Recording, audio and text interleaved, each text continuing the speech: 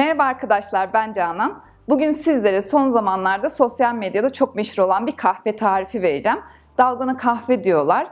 Böyle bir bardağın içinde süt oluyor. Sütün üzerinde de bir kahve köpüğü oluyor. Görünüş olarak çok güzel gözüküyor. Tadından emin değilim çünkü ben hazır kahveden yapılıyor bu. Hazır kahve çok fazla sevmiyorum. Onun dışında şekerli kesinlikle çay kahve içmiyorum. Ve bunun içinde şeker var. Bir diğeri de bardağın altında çok fazla süt var. Ben eğer kahvemi sütlü içeceksem bile bu kadar süt koymuyorum. Tarifi ben denedim ama tadına bakmadım bu sebeplerden dolayı. Sizler de tadına bakmak istiyorum. Çünkü benim gördüğüm kadarıyla, dinlediğim kadarıyla yapanları hep aynı şeylerden bahsediyorlar. Şekerli kahve içmediklerinden ya da hazır kahve içmediklerinden. Ama sonunda da beğendiklerini söylüyorlar. Bilmiyorum bakalım ben tadını nasıl bulacağım. O yüzden bunu sizlerle deneyimleyeceğim. Şimdi hemen tarifini vereceğim. Tarifi her yerde aynı geçiyor. Arkadaşım Yeşim de bu tariflerden denediğinde şeker miktarını biraz az kullanmış. O şekilde denemek istemiş. O da şekeri pek sevmez ve başarılı olmadığını söyledi. O yüzden ölçüleri birebir uymanın önemli olduğunu söylemişti. Ben de bunu göz önünde bulundurarak 2'ye 2 ölçülerde yaptım. Öncelikle kabımıza 2 yemek kaşığı hazır kahve koyuyoruz. Üzerine 2 yemek kaşığı toz şeker. Onun üzerine de 2 yemek kaşığı suyumuzu koyup karıştırmaya başlıyoruz. Bazı tariflerde mikser kullanılıyor, bazılarında elle çırpılıyor. Ben açıkçası ölçü miktarı bakımından çok mikser kullanmayı uygun görmedim. Ama elle çırparken de kronometre tutacağım. Eğer evinizde küçük bir tel karıştırıcı varsa onu kullanmanız daha uygun olur. Ama benim evimde yoktu, daha büyük bir tel karıştırıcım vardı. O yüzden oğlumun küçükken kullandığı kaşıklardan kullandım. Yavaş yavaş kahve ile şekerin eridiğini ve kıvamın koyulaştığını göreceksiniz. Yalnız bu kolay kolay olmuyor.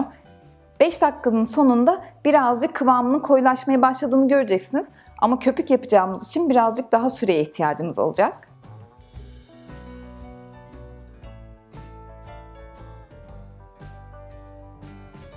Bir 10 dakikanın sonunda kollarım yorulmaya başladı açıkçası. Hiç durmadan sürekli çırpıyoruz. Şu anda mikser kullanmadığıma pişman olmuş olabilirim. Yavaş yavaş köpürdüğünü ve katılaştığını göreceksiniz. Sanki yumurta beyazını çırpıyormuşsunuz gibi bir kıvam almaya başlayacak.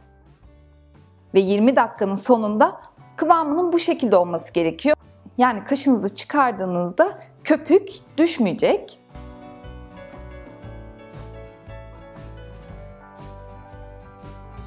Yalnız bu 20 dakikanın sonunda oldu. Hatta 20 dakikayı birazcık geçti. Ama o süreyi de işte kamerayı biraz ayarlamak ve arada kolum yorulduğu için böyle bir 200 saniye kolumu dinlendirmek için kullandım varsayarsak tam olarak 20 dakika sürdü. Bu sizin kolunuzun gücüne, karıştırma hızınıza göre mutlaka değişecektir.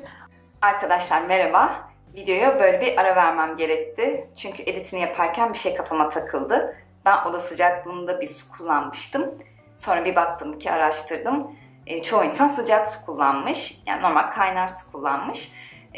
Gittim ben de hemen tekrar yaptım. Çünkü merak ettim. Çok uzun sürdü. Acaba sıcak suyla daha kısa sürer mi diye.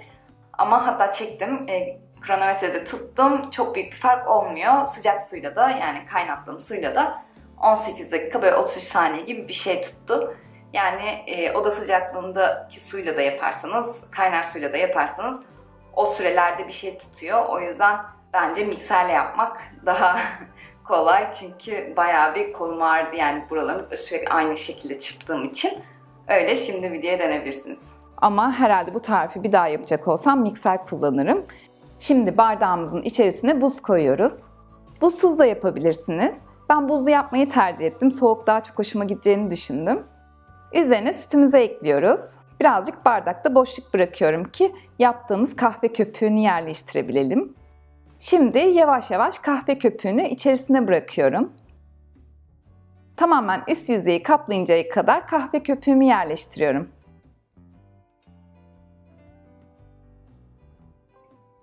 Ondan sonra zaten hazır olmuş oluyor. Tadına bakalım hemen.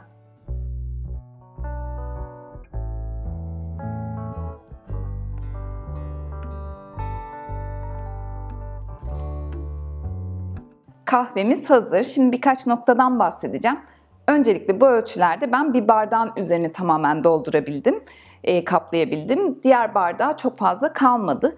Belki ilk bardağa birazcık fazla koymuş olabilirim. Onu birazcık azaltsam ikinciyi de doldurabilirdim. Ama aklınızda bulunsun. Yani maksimum 2 bardak ancak üstünü kaplayabilecek miktarda çıkıyor. Diğer bir noktada ben böyle tek kullanımlık kahvelerden kullandım. Üzerinde diyor ki bir su bardağı kahve yapmak için bir paket kullanın. Ben bu hadi 2 bardağı tamamını doldurduğumuzu varsayarsak 2 bardak için 3,5 paketten kullandım. Yani oldukça fazla bir kahve oluyor.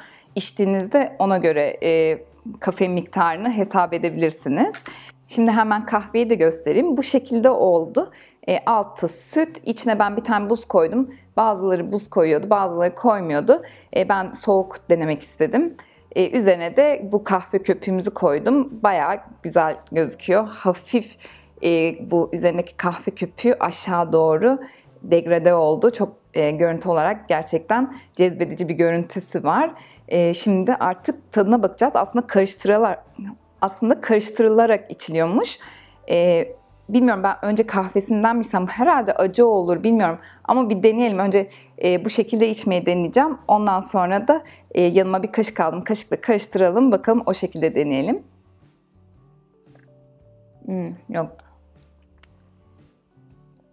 Mümkün değil bir kere. Süte ulaşmak çok zor. Bayağı kalın bir köpük olmuş. Belki bir tık fazla koymuş olabilirim. Çok bulaştı galiba ağzıma. Kahvesi gerçekten çok koyu. Yani sert bir kahve tadı var. Şekeri de çok rahatsız etmedi. Aslında belki bu kadar kahve olduğu için o şeker çok rahatsız etmiyor. Biraz şöyle bir karıştırayım. Şöyle karıştırayım.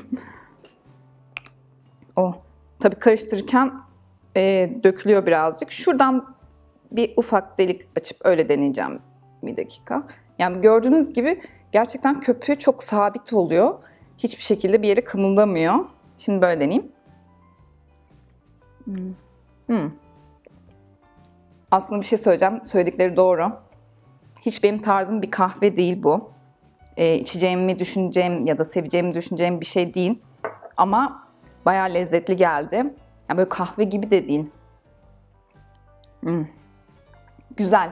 Yani bunu her gün yapar içer miyim? Hayır, ama denemek istiyorsanız ve benim gibi böyle şekerli ya da sütlü kahve çok tercih etmiyorsanız sizin bile sevebileceğiniz bir kahve.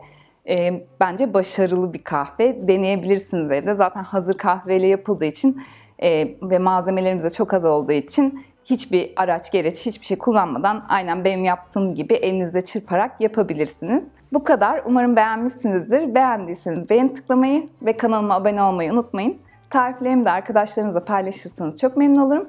Bir sonraki tarifimde tekrar görüşmek üzere. Hoşça kalın.